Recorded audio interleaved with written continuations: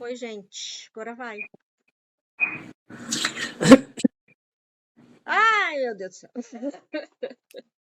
Quando observamos nosso mundo, ficamos admirados com toda a diversidade cultural e religiosa que encontramos. Há uma multiplicidade de manifestações que estampam uma infinitude de tons e matizes e ressaltam a beleza do processo de evolução da religiosidade humana. Sinos ainda podem ser ouvidos em Jerusalém, essa grande cidade que abrigou e ainda abriga diversas religiões. No Extremo Oriente, as vozes dos antigos sábios da China, da Índia, do Tibete ainda ecoam por aquelas nações. As mensagens indeléveis do Buda, do Krishna, do Lao Tse, do Confúcio compõem um verdadeiro acervo de religiosidade e sabedoria. As mensagens redentoras do Cristo dividiram a história, transformaram o mundo e originaram a maior religião do nosso planeta. Compuseram, no entanto, por ora, não uma plena unidade, mas diante da capacidade humana de diversificar, de interpretar segundo o seu grau de entendimento, deram origem a um sem número de seitas, correntes e escolas. Bom, o que a gente vê nesse slide aqui, né? O início das religiões, né? Eu não entendi por que esse slide vem antes da parte da Gênese, mas essa é a forma nova do curso, né, que a federação colocou, né? Então, primeiro estão falando de religiões, estão falando das mensagens que foram deixadas antes de Jesus, porém, o pregar, o ensinar, o passar a informação do Deus único, do Deus que é o nosso Pai, o Criador de todas as coisas, vem desde antes de tudo, né? Então, a própria história vem elucidando isso, né? Então, foram sendo trazidas à humanidade diversas religiões. Naturalmente, tudo isso faz parte da evolução do ser, mas como tudo isso começou? Como e por que se formaram as primeiras religiões? Que impulso é esse que faz com que todos os povos, todos os homens, busquem esse algo além de suas vidas materiais? Façamos uma viagem no tempo e regressemos em momento anterior aos grandes profetas, anterior a todos os sábios da antiguidade, anterior a todos os sinos e trombetas, anterior a todas as seitas, escolas, sistemas, anterior a todas as civilizações que conhecemos.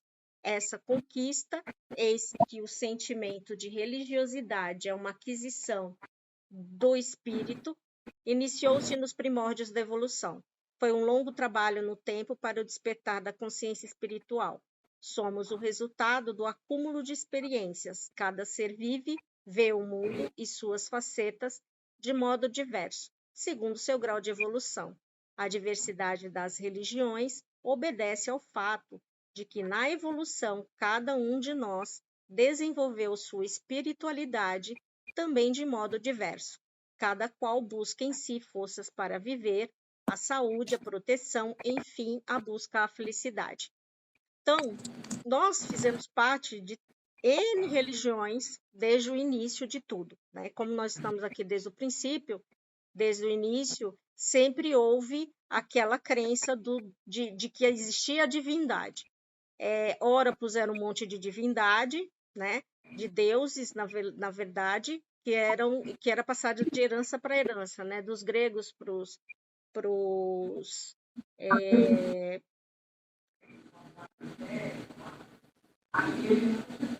antigos.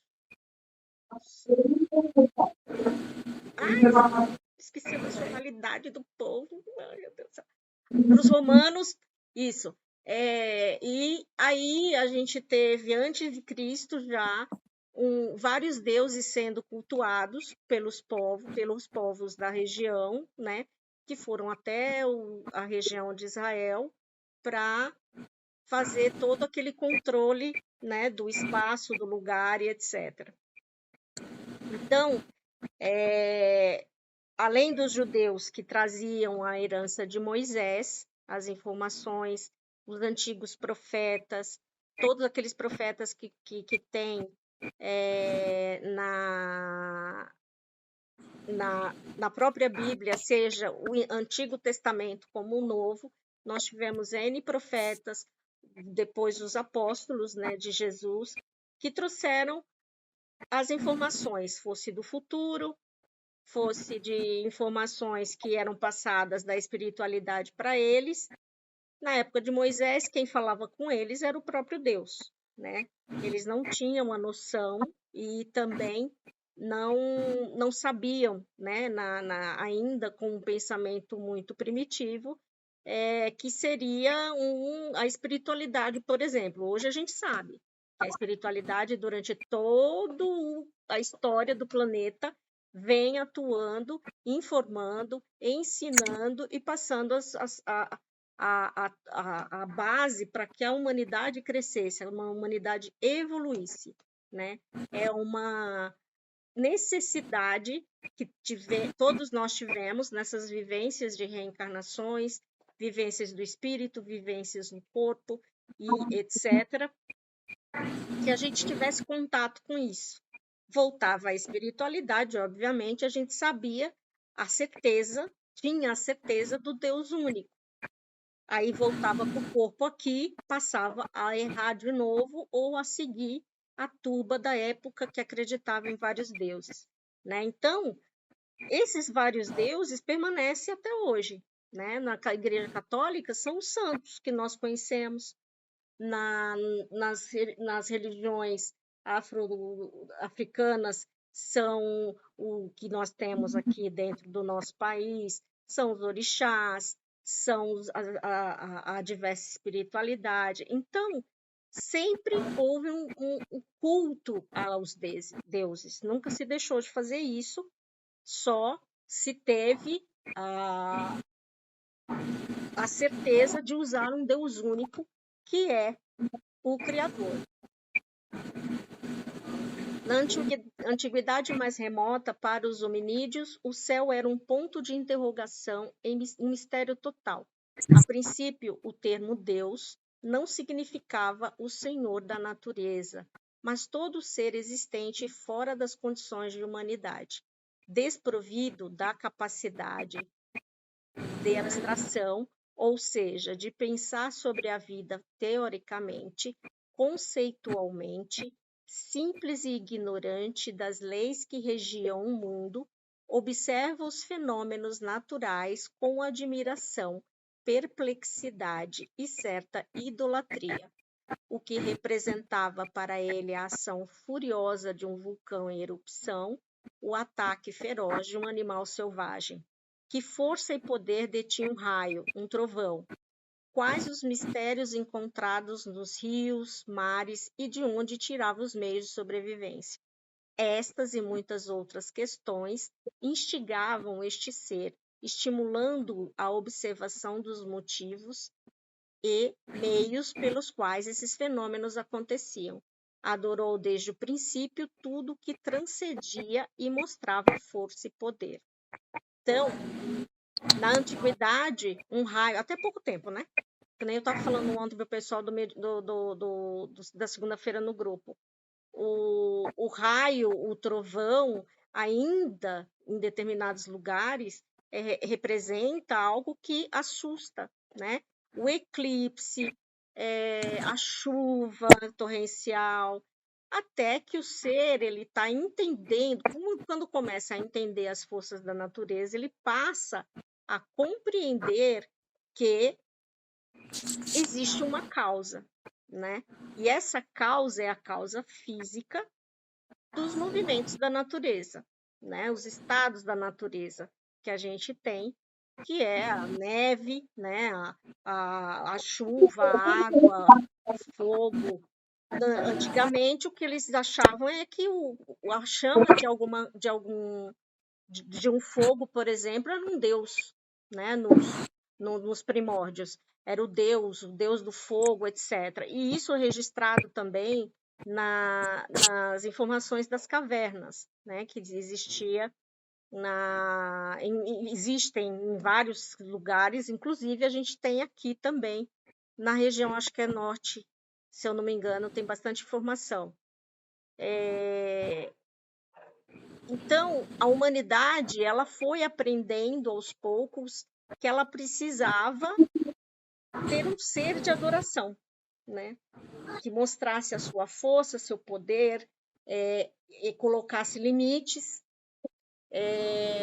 E até Moisés era uma festa terrível, né? Que fazia-se de tudo, de toda forma, de todo jeito.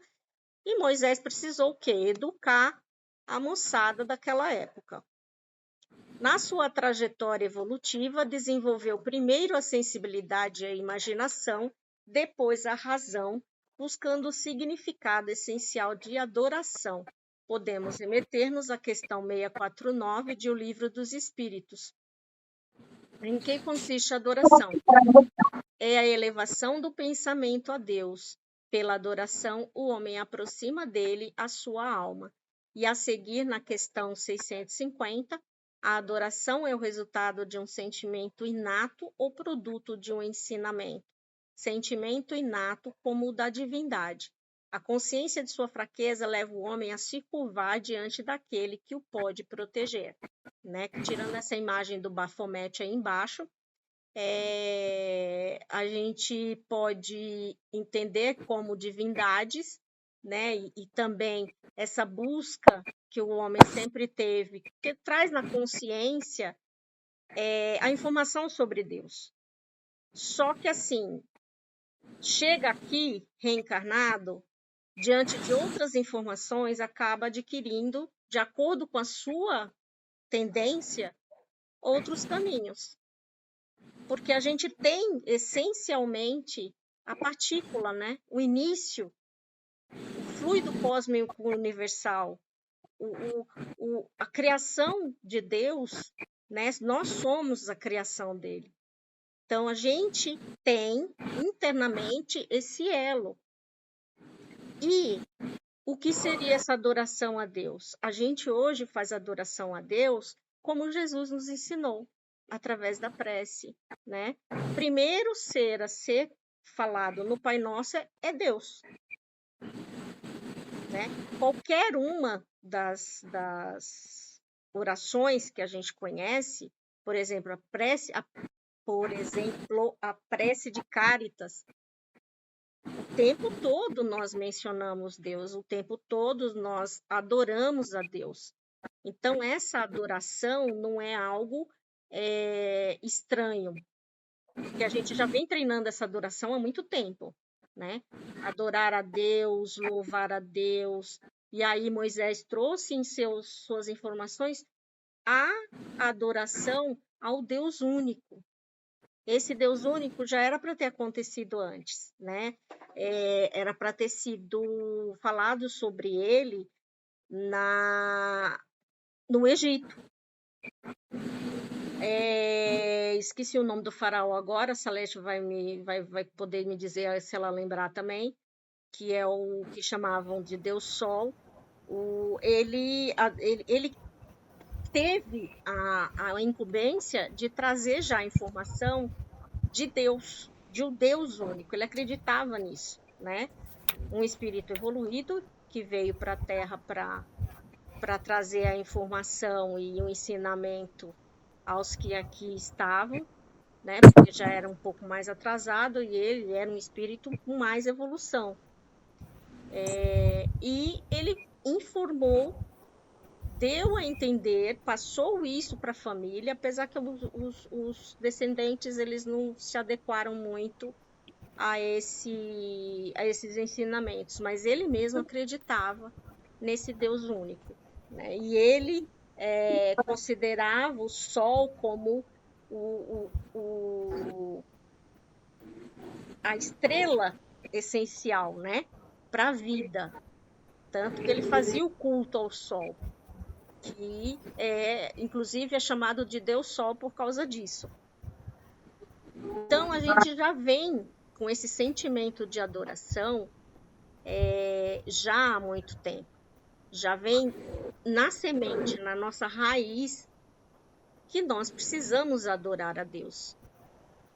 Desse capítulo de O Livro dos Espíritos, Lei de Adoração, podemos sintetizar que a adoração e a elevação do pensamento a Deus é um sentimento inato, uma lei natural. Fala, Salete. Faraó Akhenaton. Isso! Eu lembro da Nefertiti, que é a esposa dele, não dele. É o Akhenaton. É o Akhenaton. Ele cultivava o deus Atom, que nada mais é do que o sol. Exato.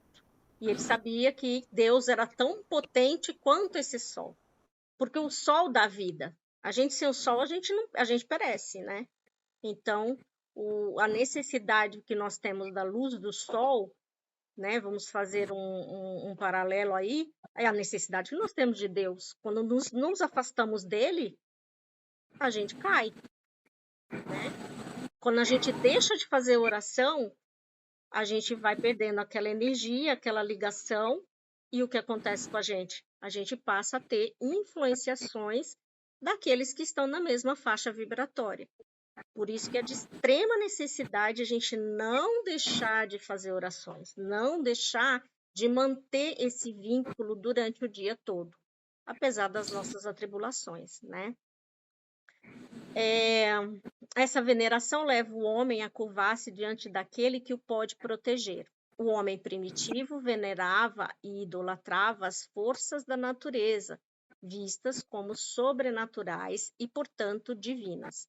Projetava no ser divinizado sua imagem e semelhança, dando-lhe atributos humanos.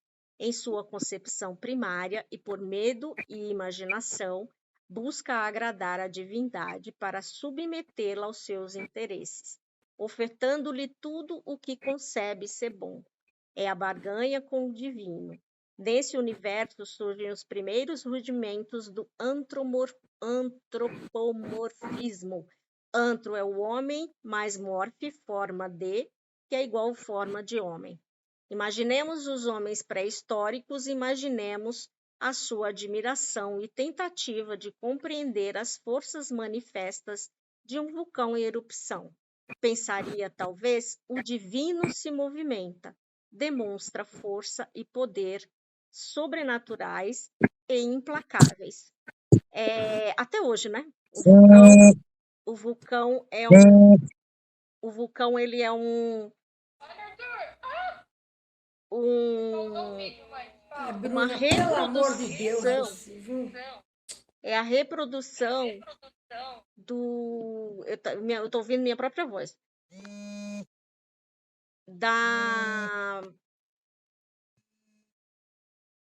Do medo, né? Digamos, do poder, né?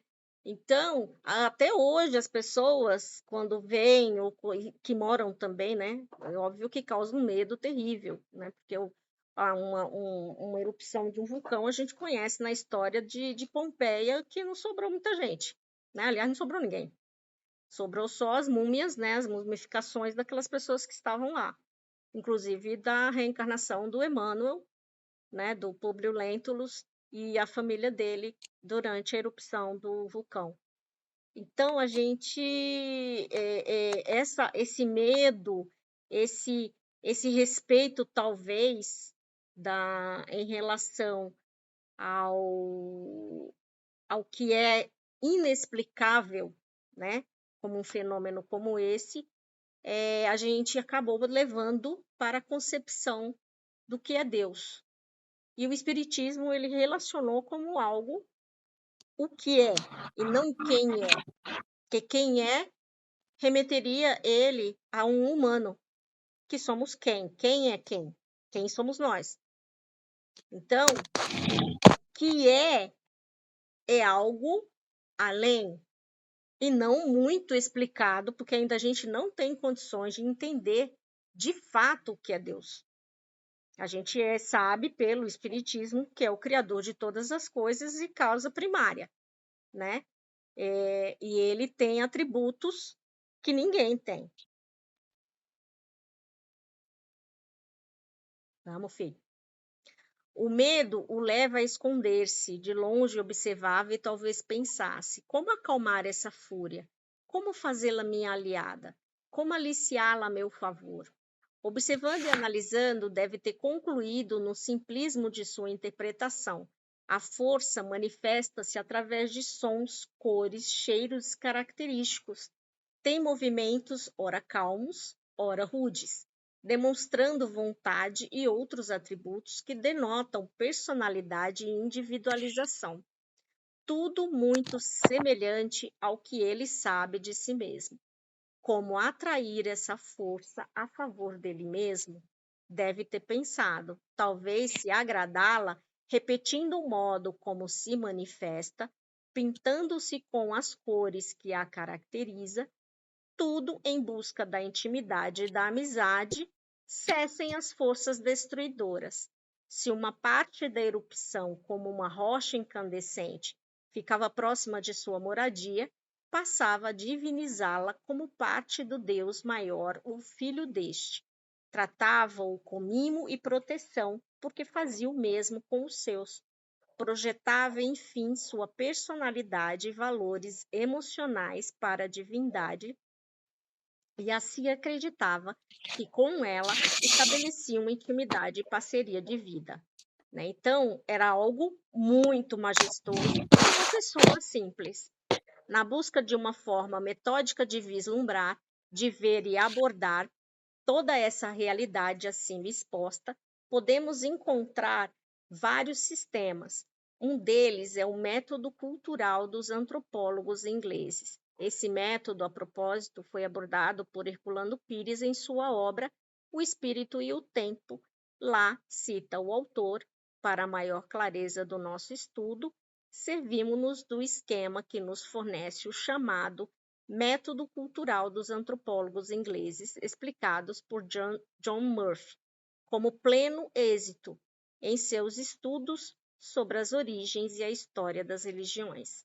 A antropologia, como sabemos, é a ciência que analisa física e culturalmente o homem em seu avanço através dos tempos.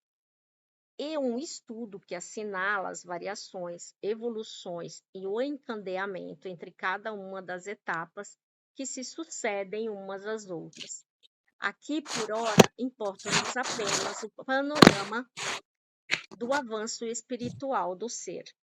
Então, a gente, durante desde a criação, né, do planeta, todo esse processo que foi o planeta passou e também a vinda, né, o início da vida hominal no planeta, em que nós passamos a ter uma evolução, né, saindo de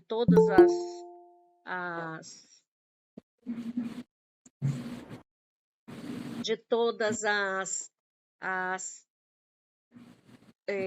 cadeias de vida, digamos assim, que é o que vem na minha cabeça, né? Saindo da pedra, indo pro vegetal, do vegetal pro homem, né? Todas essas particularidades até chegar ao espírito encarnado que somos nós e desde o princípio da história.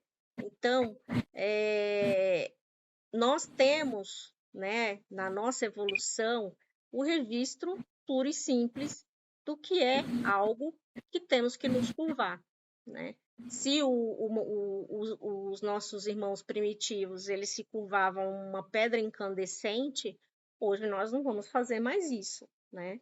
Hoje nós não vamos cultuar um pedaço de qualquer coisa como se aquilo fosse algo extremamente importante, né, e divino. Mas nós vamos respeitar aqueles que fazem, que é isso que o Espiritismo ensina, né, que Jesus exemplificou. Respeitar o outro na condição em que ele se encontra, se ele acredita que aquilo lhe faz bem, né, não somos nós que vamos tirar a criatura do lugar que ela está para dizer, não, isso aqui não tem nada a ver, não, você tem que acreditar no X, porque X é Y, Y é X, entendeu? A gente só vai trazer animosidade e inimizade para a nossa vida. e cada um está no seu ritmo, no seu momento, no seu nível espiritual e intelectual. Então, um dia vai descobrir por si mesma, porque as coisas acontecem de vir, né? Onde eu parei? A antropologia, como sabemos, é a ciência que analisa física e culturalmente o homem e seu avanço através dos tempos. E um estudo que assinala as variações, evoluções e o encadeamento entre cada uma das etapas que se sucedem umas às outras aqui. Por hora, importa-nos apenas o panorama do avanço espiritual do ser. E eu já tinha lido.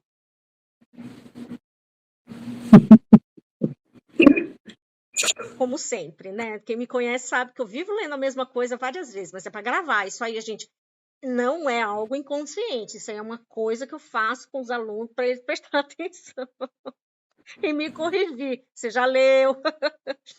Primeira fase, horizonte tribal. Esta fase caracteriza-se pelo mediunismo primitivo. O mediunismo, palavra criada por Emmanuel, para designar a mediunidade natural. Engloba as práticas mágicas ou religiosas baseadas nas manifestações dos espíritos. São práticas empíricas da mediunidade. Possui as seguintes fases sucessivas: primitivo, oracular e bíblico. Com o espiritismo, transcende-se e alcança-se a fase positiva da mediunidade. Interpretavam-se, então, pela limitação intelectual, todas as coisas em termos exclusivamente humanos. Ao exterior eram aplicadas as noções básicas que se possuía da natureza humana, dando esta forma aos elementos naturais, que é o antropomorfismo.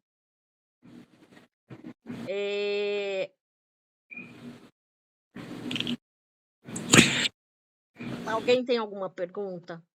Tá indo muito rápido? É que eu tô com pressa, porque senão não dá tempo da gente falar todos os assuntos. Ó, quantos slides que ainda tem. Ah, misericórdia. Ainda tem 1, 2, 3. Olha. Vai até o 17. Nós estamos no 10. Então, deixa eu correr. Na questão 668 de O Livro dos Espíritos, temos os fenômenos espíritas sendo produzidos desde todos os tempos e conhecidos desde as primeiras eras do mundo, não podem ter contribuído para a crença na pluralidade dos deuses, sem dúvida, porque os homens que chamavam Deus a tudo que era sobre-humano, os espíritos pareciam deuses. E, de fato, né?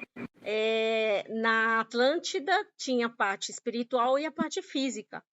Quem estava na parte física de Atlântida já tinha noção de que a parte espiritual, que era como se fosse um nosso lar, digamos assim. Só que um nosso lar mais próximo e visível àqueles que estavam embaixo. Os espíritos que lá estavam, eles iam até as outras terras que eram povoadas por raças primitivas para ensiná-los algumas coisas. Aí, o que acontecia? Era alguém um Deus que vinha à Terra, que baixava a Terra. Até na Bíblia tem essa informação, né? Que vinha até ali para dar informação, ensinar. Então, era considerado um Deus porque era algo que eles não sabiam explicar, né? Assim, o politeísmo se desenvolve em diferentes graus, simultâneos, mas não necessariamente sucessivos. Vejamos algumas modalidades. Litolatria, adoração de pedras, mares, rios, montanhas e relevos. Fitolatria, adoração de plantas, árvores, flores e bosques. Zoolatria, adoração de animais. Mitologia, adoração de seres como características humanas mescladas com animais. Só fazendo um parêntese, se a gente for pensar na parte psicológica de muitas pessoas, elas ainda estão nessas fases aí, né? Elas adoram pedras, né? E a gente ama a natureza, mas não pode ser mais do que a Deus, porque hoje a gente conhece a Deus, né? A fitolatria, adora as plantas, as árvores. Tem uns serzinhos que estão fora da casinha que eles estão fazendo meio que um passeio nessa época primitiva. Zoolatria, adoração de animais, né? Que passam a fazer, ainda tem na Índia, né? A adoração da vaca, né? Como um ser, um animal sagrado. Então, essas informações são sendo passadas de geração em geração, e não muda em determinados lugares. Porém, né? Hoje a gente pode entender que tudo isso faz parte da evolução do ser humano, né? É possível acontecer. Deus não vai, em determinado momento, falar para com isso, porque isso não existe, né? É a mesma coisa que você tirar da criança a parte imaginativa dela. Você vai cortar um fio que vai fazer falta. Então, o espírito encarnado, no seu grau evolutivo, ele pode ter algumas informações que depois ele vai descartar. Naturalmente descarta, né? Deste modo, do mineral humano, os elementos de adoração se misturam. Horizonte tribal, fase do curandeirismo. O pensamento do homem primitivo é incapaz de abstrações diretas, apoia-se sempre em realidades positivas e fatos concretos. Ernesto Bozano. Horizonte agrícola. Vislumbrando o horizonte agrícola, ou seja, o mundo das primeiras formas sedentárias de vida social, diz Herculano Pires, vemos o animismo tribal desenvolver-se no plano da racionalização. Outras características são a domesticação de animais, a invenção e empregos de instrumentos, o aumento demográfico. Nesta fase, funde-se a imaginação com a experiência, dando origem à mitologia popular, impregnada de magia. É o início das primeiras grandes civilizações. A gente sabe que a magia fez parte durante muito tempo, né? E ainda faz. Né? Hoje a gente entende que o mau uso dessa magia é que nos prejudicou durante todas as nossas existências. Por quê? Nós usamos uma força que pode ser benéfica para o mal, porque dá um determinado poder. Né? Toda pessoa que tinha essa capacidade além, o que acontecia? Em situações primitivas ou de ignorância em que a sociedade, a comunidade em si vivia em ignorância, era exatamente aquela pessoa ser um grande, né? Alguém, uma pessoa de extrema importância, e passar a ser aquele que dirige aquela comunidade, ele tendo moral ou não. Né? E a gente sabe que o feiticeiro, o mago negro, ele não tinha condições de ser alguém que dirigisse alguma coisa. Mesmo dentro de todas as possibilidades que ele apresentasse, provavelmente ele tinha muito mais, era um ser mais desenvolvido intelectualmente que os que ele comandava, fazia com que ele fosse temido. Acho que adorado, acho que não muito, mais temido do que adorado. E as pessoas obedecem aqueles que eles temem, né?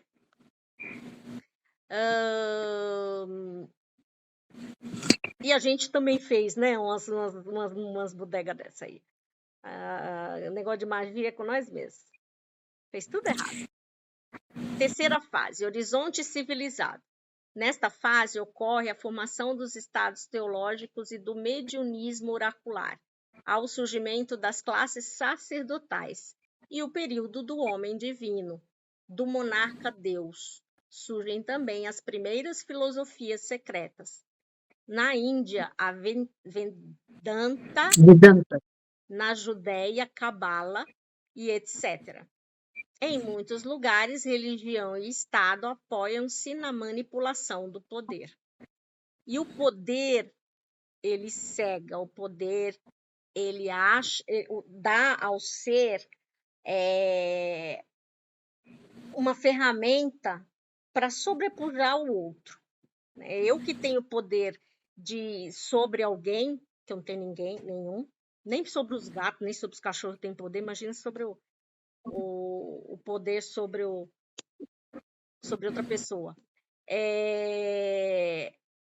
Esse poder faz com que o ser se torne, alimente cada vez mais, né? Se torne orgulhoso, não.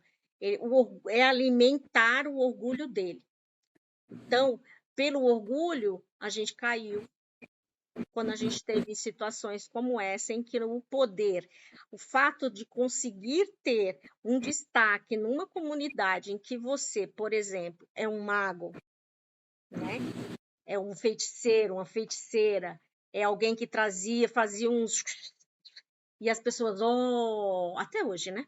Se a gente for pensar, ainda muitos trazem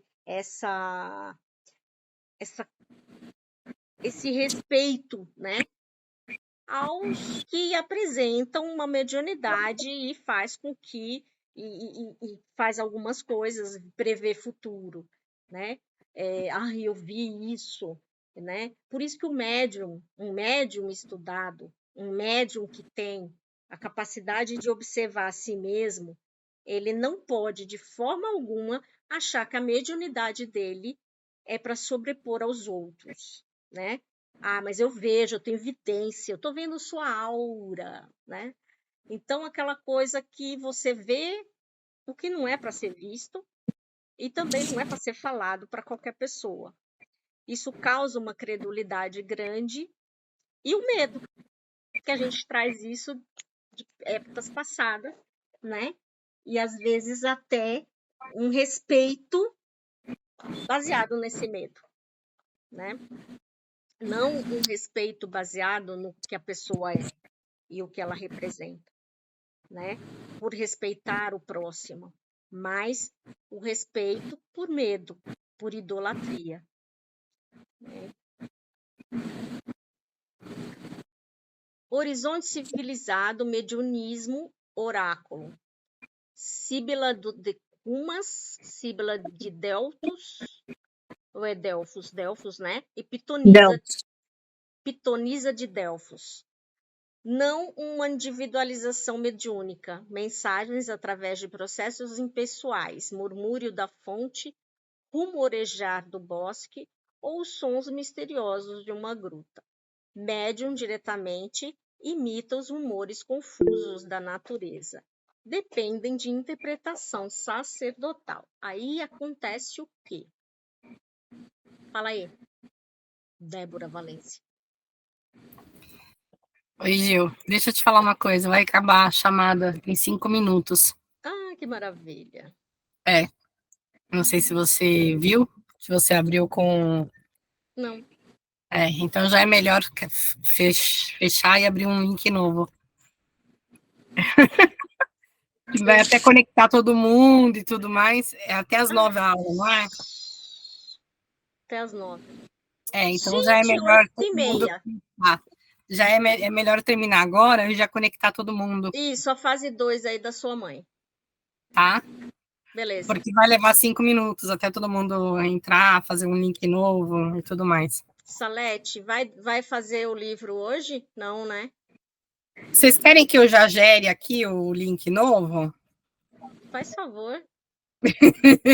E aí você grava a parte 2 da aula, parte B, porque eu não sei como que eu vou fazer aí se vocês estiverem passando os slides. Eu mal sei fazer com o que eu tô fazendo aqui, entendeu? Peraí que eu não lembro como grava. Que delícia. Gil, continua aí. Não, Vai acabar. O tempo vai... Ô, Gil, você tem que gerar o link para você poder gravar, porque eu não lembro como grava. Depois eu peço pro Wagner me... Tá bom. Vou gerar. Tá? Gente, então, gente até daqui a pouco. tá? Vão lendo esses últimos slides aí, tá? Para Só de são mexer. mais 3, na verdade, do 15 ao 17. Beleza? Para. Tchau, Beleza. tchau.